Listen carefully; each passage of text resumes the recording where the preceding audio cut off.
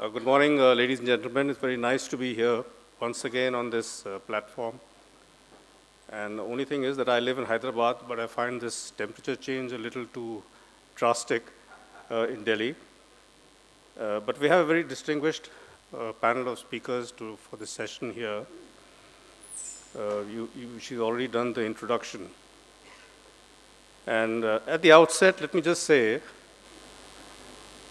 that this Make in India policy, which emerged about in 2020 as part of DAP, and the focus on the indigenization part was extremely well timed, because in the past we had projects which we looked at and there was no policy. And in fact, I had gone to the RM at that time when I was the chief, and he said, but there's no policy, and I said, let's make a policy. So we started off a draft policy, and Amit Kaushik is here, he would perhaps recall. And it's taken over the years that at least in 2020, we had a formal policy of acquisition which focused on Make in India. Like all policies have a shelf life, and I'm quite sure there are some aberrations in the policy as well. And as we go along, it will be reviewed. And I'm told that as of this year, there is a review which is due. And I'm quite sure that there would be a review of this policy as well. But then if we just keep looking at a policy, I don't think that's going to just give us the indigenization, at least in aerospace. Though we have seen in the media some export figures and so on and so forth, there's very, very little in the aerospace sector, which, as you all know, is high-tech, capital-intensive, takes a number of years, and a lot of investments are required in the aerospace sector. And this term self-reliance is actually a little abused, because if you look at the nations worldwide, the major powers, everybody is looking for self-reliance, not only India. Everybody wants to be reliant in resources, in material, in technology, manufacturing. And the only way forward is to establish mid-term and long-term global partnerships. You may have heard of the UK, Japan, Italy program, the GCAP program, or the Tempest program to make the 6th or the 7th generation fighter, which will come out in 2035. And they won't do it alone. It's far too costly, and there are too many stakes of players in the system. Therefore, our focus actually has to be, our vision has to be a global vision, instead of just keep looking around and around what we can do for each other. It has to be a global vision. And when I say a global vision, it means that you'll be duty-bound to develop products, make equipment which is accepted globally, because we have to compete at the global market. Let's not just look at the short term, next 2 years, next 3 years, and so on and so forth. Because when you focus on quality control, certification of that kind of equipment, not only must it satisfy the Indian market, the DGQA, SEMLAC, and the other organizations, it has to meet the certification agencies of Europe, the ESA, and the FAA of the US. And then we look at the export potential which happens thereon. So global partnerships, joint ventures is the answer in terms of how much outlays you put in your capital budget for these kind of projects. And the Air Force on its own had indeed tried to make this happen. And I'll take you back 17 years, 2007, August. When I was deputy chief that time, we issued an RFP for the MRCA for 126 fighter aircraft. Ultimately, the Rafale was shortlisted. And the two distinct features of that RFP was, the first was the life cycle costing model, which was new in our system. And the second was that our leading PSU was to manufacture 118 aircraft in India. We're talking about 2007. And as you know, at the last stages, I still don't know what happened. The project sort of just tapered out. Nothing really happened. And that dealt a body blow to the IAF, because those 6 quadrants which would have come of the Rafale in 2012 or 13 didn't really happen. But what is worse is that the manufacturing processes that would have come with this aircraft, a modern 4.5 generation fighter aircraft, would have migrated to the LCA production. And that is something we don't talk about.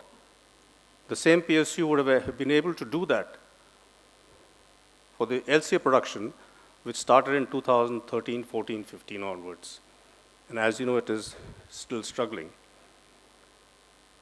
So therefore, when we look at the policy as such, and the Air Force was the one which has been so hard hit because of this delays in acquisition and the delays in meeting up with the joint ventures and the production of that aircraft here. So going back to the same global partnerships that I was talking about, the processes remain the same. Fundamental research, stage 1, digital design, stage 2, digital manufacture, stage 3. And at the heart of this entire process is the data. Because when AI comes in at the last stage, in a few years from now, the fidelity of your data is what determines how good the algorithms of the AI productions is going to be. And that's why it's so important that we leave those build-to-print models that we have been doing all these years and get on to this digital design, digital manufacture. Otherwise, how else would you upgrade aircraft? How would you do structural changes to your platforms? How do you slap on weapons to your aircraft, new weapons, unless you have the digital models available to you? Because if you do it the old-fashioned way, it's still going to take you 20 years as what has been taking us all this while. So this is where we has to be a fundamental change in our manufacturing and design processes. And you may wonder as to why. Why do I need to do this? If you take the Eurofighter today, the right wing is manufactured by Airbus in Spain. The left wing is manufactured by BAE in UK. And yet they fit together. And that is where the collaborative relationships in partnerships matters, and that is what's going to help us in this Make in India Atmanirbhar business. But why look so far? If you look at the F-16 wings, which are now being manufactured in Hyderabad by joint venture with Lockheed and with the Tassel, those wings can fly and be fitted on any F-16 flying globally around the world, 3,000 plus aircraft.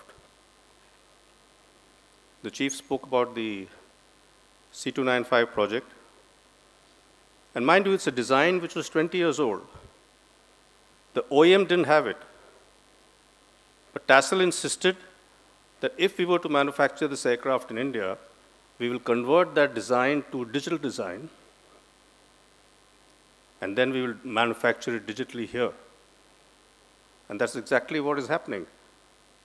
The OEM didn't have that facility with him. He had the same old design issues.